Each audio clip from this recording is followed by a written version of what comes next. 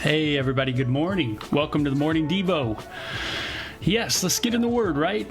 Devotion. Devo means devotion. My name's Bo Willette, and that's why it's called Devo with Bo. Oh, I'm in Proverbs chapter 12 today, so glad I'm getting through the book, right? We'll get through it. Just keep going. Just take it one day at a time, and hey, if we're living on the planet, we'll get to it, right?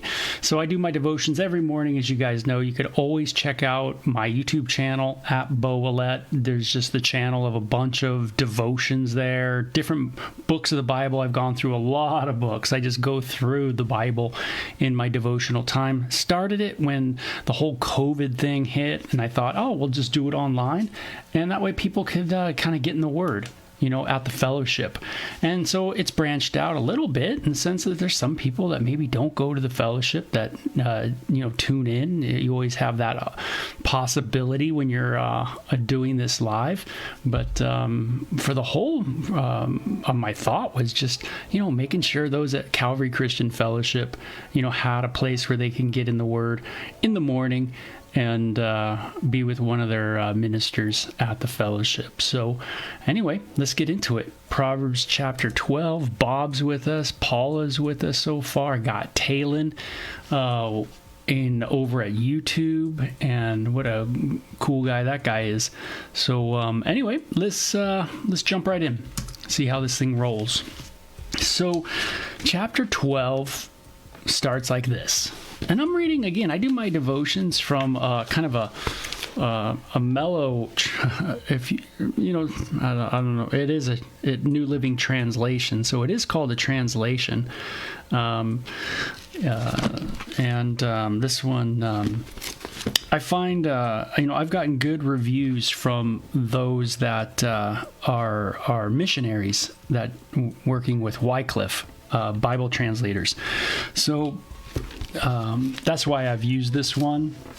Thank you, Carla, out in Papua New Guinea, and her wonderful husband as well, for all the work they've done, and especially investment in my own life. It's been awesome.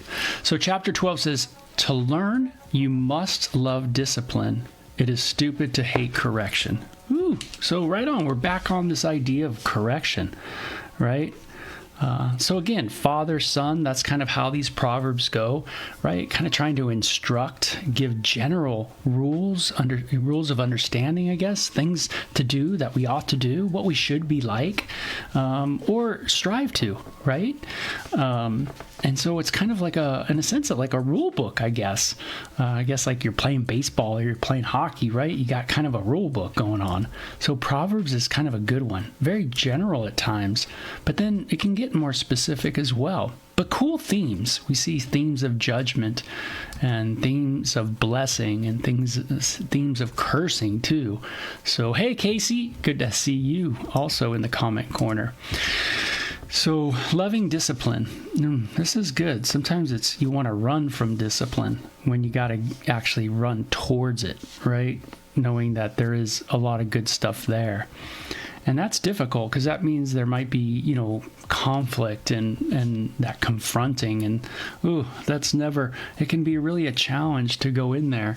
But it says to learn, you must love discipline, meaning you got to see that it's got something going on good for us, right? And we remember the New Testament scriptures that reiterate, right? I think it was an earlier proverb, the idea that God loves those he corrects, So the Lord approves of those who are good, but he condemns those who plan wickedness. Right? Do I plan wickedness? Kind of that general rule of types of people, right? People who are good, generally good people and thinking good, and then this idea of God condemning those that in general are just out to do bad to people. So you have this generality kind of sentence, it seems like right there that, hey, God approves the good person, but he don't approve the bad person. And again, some people get that, can kind of be bummed with that because they go, man, I don't want God. I don't want to have a right and wrong. I want to make up my own right and wrong. And the Proverbs are basically tossing that kind of autonomous, you are your own God aside and saying, no, there is a God and there is a right and a wrong. and God is the ultimate judge of that right and wrong. And we get kind of what God approves and what God's not too into, or what he's not into at all. So wickedness never brings stability, but the godly have deep roots. That's kind of cool. Stability, like a home, right? You want a home that's stable. And, you know, a good home is going to be stable when the trial comes, right? When the wind blows. So you can see that Jesus' words that he says, build your house on the rock, right? When Jesus says, he who hears these words of mine and does them is like a person who builds his house on a rock. But he who just hears it and goes their own way and doesn't think about what Jesus is saying, that's the person who's building his house on sinking sand, right? The storms come. And everybody's got storms that come in life, and they'll knock at the door for sure. And we see kind of where we're at, you know, kind of what we're made of, really where our faith lies. A worthy wife is a crown for her husband, but a disgraceful woman is like cancer in his bones. The plans of the godly are just. The advice of the wicked is treacherous. So you see a lot of contrasting going on here, right? The plans of the godly are just. The advice of the wicked is treacherous. The words of the wicked are like a murderous ambush, but the words of the godly save lives. Boy, it reminds me so much of being a teenager. You know, the plans of, or the advice of the wicked is treacherous. You know, the disgraceful attitudes that we had, how they are like cancer to our bones. You know, the words of the wicked are like a murderous ambush. A lot of hate, a lot of violent thoughts, violent actions. It says, the wicked die and disappear, but the family of the godly stands firm. Sounds like that idea of everlasting, right? The godly will continue. A sensible person wins admiration, but a warped mind is despised. Better to be an ordinary person with the servant than to be a self-important but have no food. Am I okay with being an ordinary person? Or do I want to be self-important? You know? Am I okay with just looking out in the world and going, I'm just one of them? Or do I think because of what I do, or I don't know, something that I'm just somewhat got a more important role to play on the planet? Like, you know, in a kind of selfish way, you know, better than way, you know. It's good to be an ordinary person with a servant. The godly care for their animals, but the wicked always are always cruel. Kind of a cool one for you animal lovers out there, right? How do I treat my animals? Now, don't get me started on animals, that's for sure. I got my own takes on the old animal kingdom. Well, especially pets, you know. But I love this passage because it says the godly does care for your pets. You know, so I guess if you got a pet out there, then you might want to care for it. You know, just take care of it and invest in your animal, you know, your pet, you know. And then it says the wicked are always cruel, right? It's always really gnarly to see someone who treats an animal, you know, super gnarly, bad, you know. That's never fun to watch, right? Yeah, so how do I treat my animal, my pet? A hard worker has plenty of food, but a person who chases fantasies has no sense. You know, chasing fantasies, kind of that pipe dream, right? Oh, if I just do this, I'm going to get this amount of money. Oh, if I get that, I'm going to get this, you know. The person who chases fantasies, hey, I'm not going to work. Instead, I'm just going to play the lottery, you know, with any money I get. And it just never comes about that you win that jackpot, right? Well, it would have been better to be a hard worker, right? And just with plenty of food, just working hard. And it says, thieves are jealous of each other's loot, but the godly are well rooted and bear their own fruit. To be jealous, to looking at each other and going, oh man, look what he got, look what he got, look what he got. You know, it says, but the godly are rooted in their own fruit. You know, they're okay with just what is being produced out of them, you know, what they have. Find contentment there, right? They're well rooted. Sounds like they're very content in, you know, what has been provided through their hands, right? Instead of being jealous of others, right? Those thieves that are constantly looking at each other. Hey, what did he get this week? What did that person get the next week? Man, they really scored big time, you know, kind of attitude. The wicked are trapped by their own words, but the godly escape such trouble. Wise words bring many benefits, and hard work brings reward. So we see a lot of hard work in here in this one. You know, it seems like we're moving into, hey, some working hard, right? Be careful with what you say again. That's, you know, we don't want to be trapped by our own words, but the godly escape such trouble. You know, so I like, that's always a good warning on our mouths, right? The wicked are trapped by their own words. It's almost like you're condemned. Sorry about that. But you're almost like condemned by what you say. So the moment you say something, it's almost like you're condemning yourself by what you say. You're like trapped as you say it, right? And I could definitely, you know, think through my life and go, oh yeah, you know, that's something, you know, sometimes when you talk a lot too, it's just a matter of time before you kind of trap yourself. But it's funny, when you're in it, you always think you're doing the right thing. You know, you always go, oh no, what I said was right, you know, and you kind of maybe even carry a pride with that. Like, oh, I'm saying the right thing. But then you look back and you go, no, you know, that wasn't right. Maybe the idea for godly, you know, I think of Ecclesiastes, let your words be few, right? Maybe you don't have to say so much. Wise words bring many benefits, and hard work brings rewards. Fools think their own way is right, but the wise listen to others. Hey, listening to other people, right?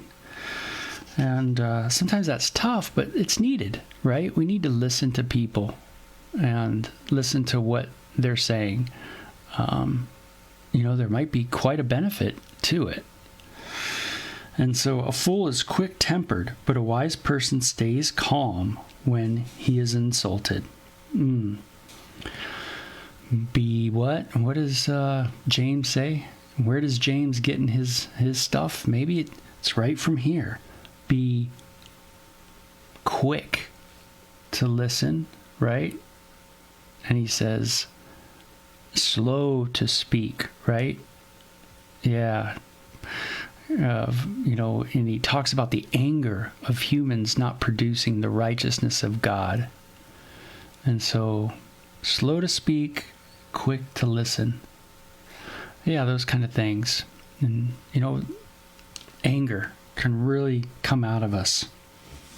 An honest witness tells the truth. A false witness tells lies. That's a good one too. Am I really being a good witness? Now my brain, I don't know if your brain's like my brain, but my brain, you know, is one of those things that, man, it can forget often. It like, my brain just isn't like super gnarly. Like, some people have incredible good brains, man, where they just remember so many things. But I just don't have that. I think I have so much stuff coming in that it like just gibbles, and then certain things go flying out, and I have to kind of like grab it again and bring and kind of wheel it back, you know. But an honest witness, remembering, you know, something, telling it maybe like it is. You know, are you that kind of person that you tell it like it is? You know, meaning the thing that happened, you know, what you're talking about. An honest witness tells the truth. You know, the idea is, am I telling the truth? You know, or am I lying? A false witness tells lies. Man, and that's a great word and something to strive to as well. Like just in a day, like today, like, hey, can I tell the truth today? And not work in lies. Look at your life. Look at maybe how you've gone about your world, And sometimes we have even statements like white lies, right? Like small lies, I guess they are. But am I a good witness? Am I honest? An honest witness. It's a good word. Some people make cutting remarks, but the words of the wise will bring healing. Ooh, cutting remarks, right? The one that's just cutting people down, just always talking about them, right? Do my words bring healing to people? Do my words when I'm talking, is it bringing healing? Or am I making cutting remarks? Am I really going after a person? Really trying to get at them, not stopping, right? Just keep going. Or am I bringing healing? Do I bring, even in the discipline that I might bring, do I bring encouragement in that? Or do I just fire off, my thoughts in rapid fire with no real encouragement there for them? No real, hey, I love you. I'm thinking of you. And this is why I'm saying this, kind of thing. Healing words, right? It's a reminder to me to have balance. That when I do, I am going to say something that's hard for someone to hear, make sure they know, where I'm coming from. So that's always a good thing. And it says, truthful words stand the test of time, but lies are soon exposed. Wow. And that reminds me of a passage in the pastoral epistles that things will finally come out. I think it's in 1 Timothy where Paul's kind of exhorting Timothy, the young pastor Timothy, right? And he says some people's sins immediately follow them, and some, are revealed later on. It's something like that, and that there is a discernment in ministry of, where people are at. And when you're talking to people, there's a lot of discerning that needs to go on. And, that is true. Truthful words stand the test of time, but lies soon are exposed. At some point, things will come to surface. I guess I could put it that way. So truthful words, though, they stand the test of time. And that's good to know. Lies are soon exposed. Okay, so deceit fills hearts that are plotting evil, and joy fills hearts that are planning peace. Oh, that's cool. Deceit fills hearts that are plotting evil, right? Am I plotting evil? There's deceit in that heart. There's manipulation in that heart. But joy fills hearts that are planning peace. I guess I can measure kind of where I'm at just by maybe the measurement of my joy. I think of one of the areas where Jesus, it's either in John 16 or maybe 14, but where Jesus says, hey, tell thou you've not prayed in my name. Pray in my name that your joy may be complete. Isn't that cool? Coming to God, there should be a joy in my heart. It's a fruit of the Spirit, right? Joy. If I'm coming to the Lord, there should be joy that's in my heart. And there's peace there, right? But deceit fills the heart that are plotting evil, an evil scheme. There's a lot of deceit there. And when there's deceit there, there's a lot of, you have to kind of manage that deceit. And that can be quite difficult, if you're trying to rob someone or you're trying to do something deceitful.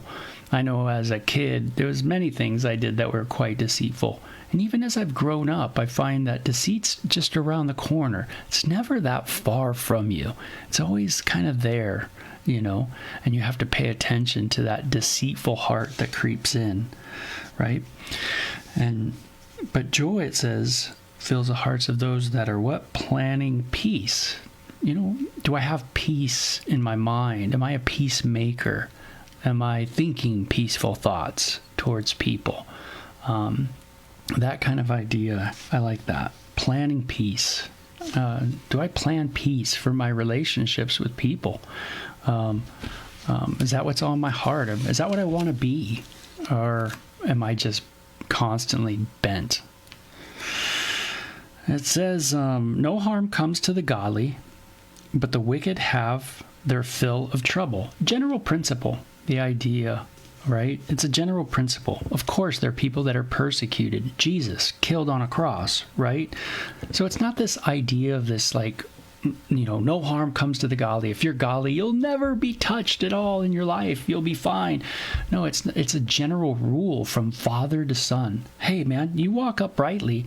You walk, man, you'll do the right thing. You ain't going to bug anybody. You ain't going to tick anybody off. You're going to be, you're going to be wise. You're going to be discerning. You're going to think through things. You're going to learn understanding, right? Knowledge. And that'll help you, right?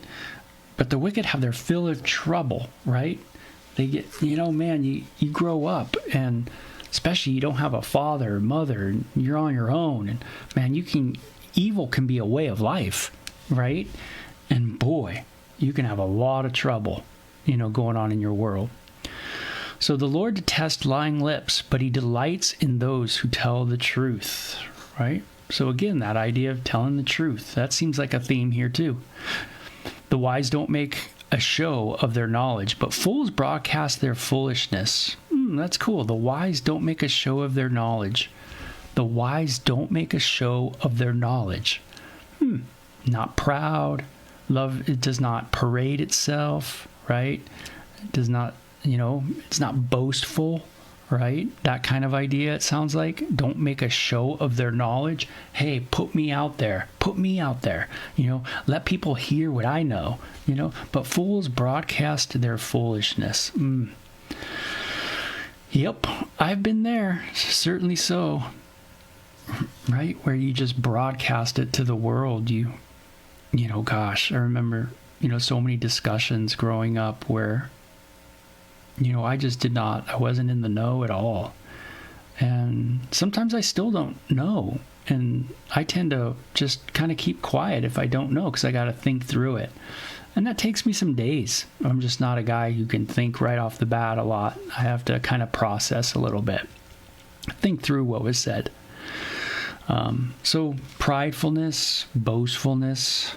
This is a good word for pastors. Don't you think so? Don't make a show of your knowledge. You're not up there for a show. You're up there to share, to, if you will, declare. But don't make a show of your knowledge. It's not about you, Work hard and become a leader. Be lazy and be a slave. Work hard. Got that one. Worry weighs a person down. An encouraging word cheers up a person. Again, worry weighs a person down. God, we can all relate to that. The worry of the unknown. What ifs? How's this going to work? Those kind of things, right? That worry can weigh us down, right? But encouraging word cheers someone up. Maybe just an encouraging word today, right, can cheer someone up. Help someone out. Lift someone's spirits up a little bit.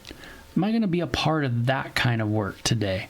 One that cheers up people instead of maybe bringing more worry in their life. That's always a challenge too, right? Not bringing worry. Man, things that weigh people down, but be an encouragement. It says, the godly give good advice to their friends. The wicked lead them astray.